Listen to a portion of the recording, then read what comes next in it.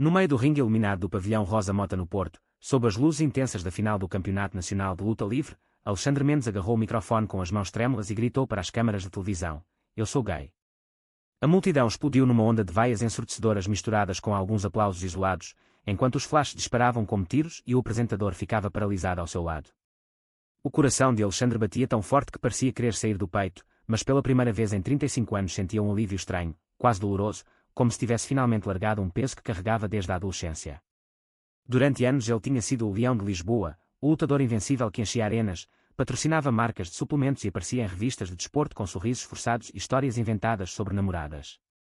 Agora, tudo isso se desfazia diante dos seus olhos. Os seguranças tiveram de o escoltar para fora do ringue enquanto os fãs gritavam insultos e os colegas de equipa olhavam para ele com expressões de incredulidade e nojo. No camarim, o telemóvel já vibrava sem parar, mensagens de agentes, de patrocinadores, de jornalistas. Isto é o fim, pensou ele, sentando-se no banco frio, o suor ainda a escorrer pelo rosto. A porta abriu-se e o seu treinador de sempre, o velho Manuel, entrou com o rosto vermelho. "O que é que tu fizeste, rapaz? Perdestes tudo num segundo." Alexandre não respondeu. Limitou-se a olhar para o chão, revivendo os anos de silêncio, as noites em que chorava sozinho depois de festas onde fingia interesse por mulheres, o medo constante de ser descoberto. Naquela noite, depois da vitória por submissão contra o rival mais duro, algo se quebrara. O apresentador tinha perguntado qual é o segredo da tua força, e as palavras saíram sem controlo. Agora, enquanto saía do pavilhão por uma porta lateral, a chuva fina de outubro molhava-lhe o casaco. O carro esperava-o, mas o motorista evitava olhá-lo nos olhos. Em casa, em Lisboa, o apartamento luxuoso parecia vazio. As notícias corriam nas redes sociais: lutador assume-se gay ao vivo e perde contrato milionário. Os patrocinadores enviavam e-mails frios cancelando tudo. Alexandre sentou-se no sofá, o corpo ainda dorido da luta, e deixou as lágrimas caírem. Pela primeira vez não tinha de fingir. Mas o preço era alto. No dia seguinte, os jornais estampavam a sua cara na primeira página. Os amigos de infância de Beja, onde nascera, enviavam mensagens de desaprovação. A mãe ligou, a voz trêmula: "Como é que nos fazes isto, filho?" Ele tentou explicar, mas as palavras não saíam. Passou dias fechado, sem sair, vendo as notificações acumularem-se. O contrato com a Federação Nacional foi rescindido por conduta imprópria. Os colegas de equipa, com quem partilhara suor e sangue, postaram mensagens vagas de decepção. Alexandre sentiu o mundo desabar. Caminhava pelas ruas de Alfama à noite, o capuz puxado, evitando olhares. Num café pequeno, ouviu dois homens a falar dele. Aquele lutador era um ídolo, agora é só um. Parou de ouvir. Voltou para casa e bebeu um copo de vinho tinto, olhando para a fotografia da família na parede. Tudo mudara. E ainda não sabia que o maior virar de página estava para chegar. Os dias seguintes foram um turbilhão de perda. Alexandre acordava com o telemóvel em silêncio, os contratos cancelados um a um. A marca de roupa desportiva que o patrocinava há 6 anos enviou uma carta formal: "A imagem da empresa não condiz com valores tradicionais." Ele riu amargamente, atirando o papel para o lixo. A família em Beja cortou contacto quase por completo. O pai, um homem conservador que trabalhara toda a vida na agricultura, disse-lhe ao telefone: "Não quero ver-te mais até mudares essa loucura." A irmã mais nova tentou mediar, mas acabou por chorar ao ouvir os pais gritar. Alexandre sentiu-se órfão, apesar de ter 35 anos. Os amigos verdadeiros eram poucos, o melhor deles, o antigo parceiro de treinos Rui, apareceu uma vez, mas a conversa foi tensa. "Eu respeito-te, Alex, mas os rapazes do ginásio estão a falar mal. Não posso arriscar a minha reputação." Rui saiu e nunca mais ligou. Alexandre vendia o carro de luxo para pagar as contas, mudando-se para um apartamento pequeno no bairro Alto. As noites eram longas, cheias de pensamentos que o consumiam. Fui egoísta. Devia ter continuado a fingir. Caminhava pelas ruas estreitas de Lisboa, passando pela Sé, ouvindo os sinos, sentindo-se invisível. Um dia, recebeu uma carta oficial de um advogado. "Sr. Alexandre Mendes, precisamos de falar sobre o seu filho." Filho. Ele quase deixou cair o papel. Lembrou-se de uma noite há 12 anos, numa festa em Coimbra, quando ainda tentava provar a si mesmo que era normal. Tinha conhecido uma rapariga chamada Sofia, passaram uma noite juntos. Ela nunca lhe disse que engravidara. Agora, Sofia tinha morrido num acidente de carro há 2 meses, e o menino de 12 anos, Lucas, estava em casa de acolhimento. Os testes de ADN confirmavam: Alexandre era o pai. O coração dele parou. No dia marcado, foi ao serviço social em Lisboa. O gabinete era frio, com cheiro a papel velho. A assistente social, uma mulher de meia-idade chamada Dona Teresa, explicou tudo com voz calma. O menino está confuso. Perdeu a mãe e agora descobre um pai famoso que... Bem, a notícia está em todo o lado. Alexandre sentiu o pânico subir. Ele, que enfrentava gigantes no ringue, tremia perante a ideia de ser pai. No dia seguinte, conheceu Lucas. O rapaz era magro, cabelo castanho despenteado, olhos verdes como os da mãe. Sentou-se em frente a Alexandre sem sorrir. Tu és o lutador gay que apareceu na televisão, não és? A pergunta direta cortou como uma faca. Alexandre engoliu em seco. Sim, sou eu. E sou teu pai. Lucas olhou para o lado. Não preciso de ti. A minha mãe criava-me sozinha. A conversa foi curta, cheia de silêncios. Alexandre levou o menino para casa no fim de semana de teste. O apartamento parecia ainda mais pequeno com o saco de Lucas no chão. Preparou esparregado e bacalhau, tentando ser útil, mas Lucas comeu em silêncio. À noite, ouviu o rapaz chorar no quarto de hóspedes. Alexandre ficou à porta, sem saber o que fazer. Pela primeira vez em semanas, pensou menos em si e mais em alguém. A vida que perdera talvez estivesse a ganhar um novo sentido, mas o caminho seria longo e cheio de espinhos.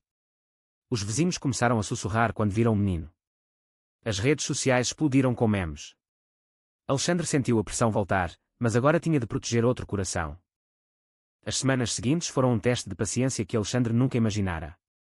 Lucas falava pouco, passava horas no quarto com o telemóvel, respondendo com monossílabos.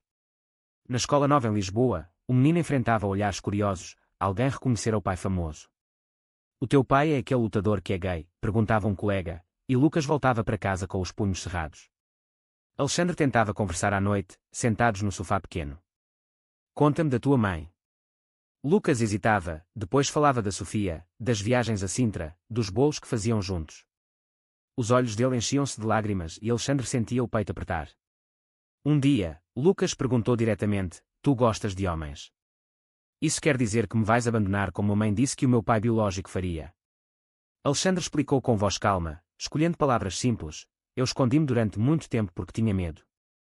Agora não escondo mais, mas isso não muda o facto de ser teu pai e querer estar aqui. O menino assentiu devagar, mas a desconfiança permanecia. Entretanto, Alexandre procurava trabalho. O mundo do wrestling fechara-lhe as portas, tentou treinar miúdos num ginásio pequeno em Alcântara, mas os pais retiraram os filhos ao saber quem ele era. As contas acumulavam-se. Uma noite, Lucas fugiu depois de uma discussão. Alexandre percorreu as ruas de Alfama até o encontrar sentado num banco junto ao miradouro, olhando o Tejo. Desculpa, disse o menino baixinho. Tenho medo que me deixes também. Abraçaram-se pela primeira vez, um abraço desajeitado mas verdadeiro. Alexandre sentiu uma força nova crescer dentro de si. No serviço social, conheceu Miguel, o conselheiro que acompanhava o caso de Lucas. Miguel era um homem de 32 anos, calmo, com olhos castanhos quentes e um sorriso que transmitia segurança. Falavam longamente sobre o bem-estar do menino, mas Alexandre sentia algo mais, um calor no peito quando Miguel o olhava. Tu estás a fazer um bom trabalho, disse Miguel um dia, depois de uma reunião. Alexandre corou como um adolescente. As conversas estenderam-se para cafés no Chiado. Miguel contava da sua própria jornada, de ter saído do armário aos 20 anos e perdido amigos, mas ganhado liberdade. Alexandre ouvia, fascinado. Lucas começou a abrir-se mais, contando que gostava de desenhar. Alexandre comprou materiais e passaram tardes juntos à mesa da cozinha. O menino desenhou um leão com asas, porque tu eras o leão, mas agora podes voar. Alexandre chorou em silêncio. Mas nem tudo era fácil. Um antigo colega de equipa, o Rui, deu uma entrevista dizendo que Alexandre traíra o desporto. A notícia voltou a circular e Lucas chegou da escola com um olho negro. Disseram que o meu pai é uma vergonha. Alexandre quis ir à escola, mas Miguel aconselhou calma. Mostra ao mundo que ser pai é mais forte que qualquer luta. Alexandre começou a treinar em casa, com Lucas a assistir. O menino até tentou alguns movimentos. Pela primeira vez, riram juntos. A vida reconstruía-se devagar, tijolo a tijolo. O outono deu lugar ao inverno e Lisboa cobriu-se de luzes natalícias. Alexandre e Lucas decoraram o apartamento pequeno com uma árvore modesta. Miguel aparecia muitas vezes, trazendo livros ou jogos educativos para Lucas. O menino adorava-o, chamava-lhe tio Miguel, e contava-lhe segredos que ainda não partilhava com o pai. Alexandre sentia o coração bater mais rápido sempre que Miguel entrava pela porta, mas reprimia o sentimento. Não é altura para isso, pensava. Uma tarde, passeavam os três pelo Parque Eduardo VII. Lucas corria à frente, rindo com um cão que encontrara. Miguel e Alexandre ficaram para trás. Tu estás a mudar, Alex. Vejo nos teus olhos. Alexandre parou, olhando o Tejo ao longe. Perdi tudo, mas ganhei um filho. E talvez. Amigos.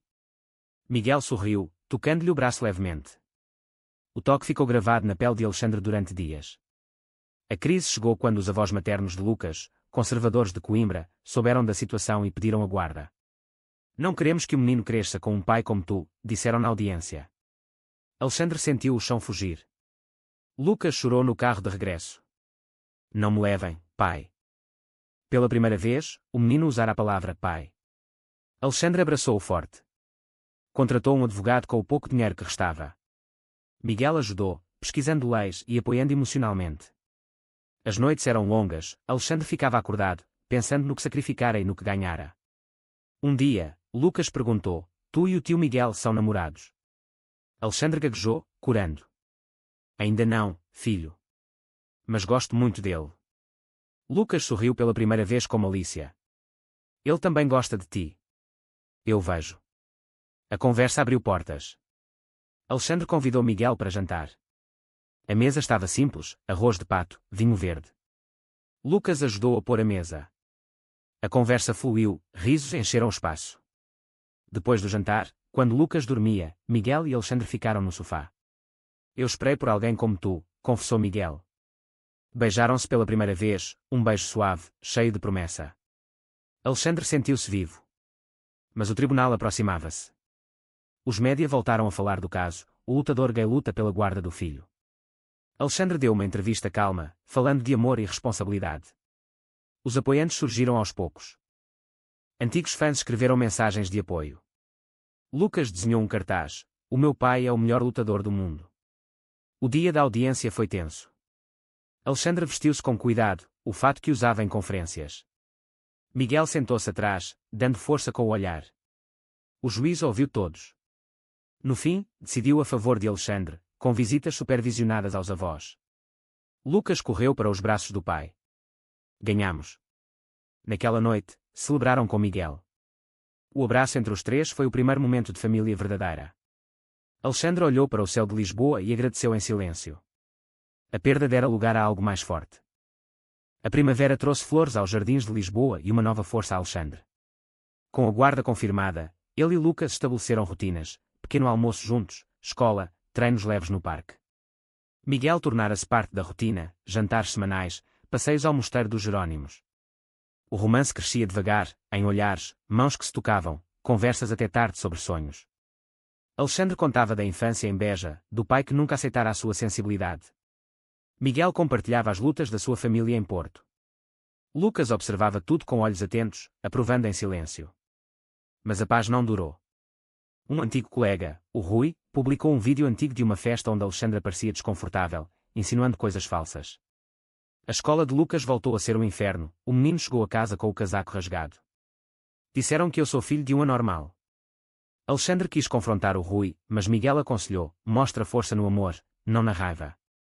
Em vez disso, Alexandre organizou um pequeno evento no ginásio local, uma tarde de luta para miúdos, com Lucas a ajudar. Os pais hesitaram, mas alguns vieram. Lucas brilhou, ensinando movimentos simples. Alexandre sentiu orgulho puro. A crise maior veio quando os avós maternos apelaram da decisão judicial. O stress consumiu Alexandre. Uma noite, discutiu com Miguel. Talvez eu não mereça isto tudo. Perdi a carreira por ser honesto. Miguel segurou-lhe o rosto.